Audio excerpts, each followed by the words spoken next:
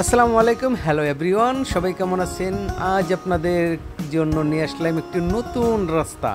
তো বলেন, এই রাস্তাটা কোন থানায়, কোন জেলায়, কোথায় অবস্থিত আছে?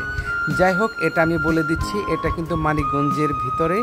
আর যারা কিনা এই রাস্তাটা চলাফেরা করেন, অবশ্যই আপনারা এই রাস্তার নামটা বলে যাবেন, আর এই রাস্তাটা কোন গ্রামে পড়েছে সেটা আপনারা অবশ্যই বলে যাবেন। কিন্তু রাস্তাটা কিন্তু অসাধারণ রাস্তাটা। এই রাস্তাটার চারপাশ কিন্তু প্রচুর বাতাস, আর রাস্তাটা চোখের মাঝখান থেকে পরিবেশটা অনেক সুন্দর। আর অবশ্যই আপনাদের এই রাস্তাতে যখন আপনারা আসবেন অবশ্যই অনেক অনেক অনেক ভালো লাগবে। আর এখানে কিন্তু প্রচুর বাতাস, এখন কিন্তু বর্তমানে দক্ষিণে বাতাস আসছে, অনেক অনেক ঠান্ডা বাতাস আর খুব পরিষ্কার বাতাস। মানে বুঝতে পারতেছেন চারপাশে প্রচুর গাছপালা আছে আর বাতাসটা একদম ঠান্ডা। অবশ্যই আপনাদের জায়গাটা ভালো লাগবে, আর বিশেষ করে বেশি ভালো লাগবে আপনার যখন কিনা মাগরিবের আগ পর্যন্ত। আসরের পরে থেকে ঠান্ডা পরিবেশ আরও বেশি ভালো লাগবে, কারণ তখন সূর্য অস্ত যাবে। আর এখান থেকে সূর্য অস্ত যেহেতু অনেক সুন্দর লাগবে।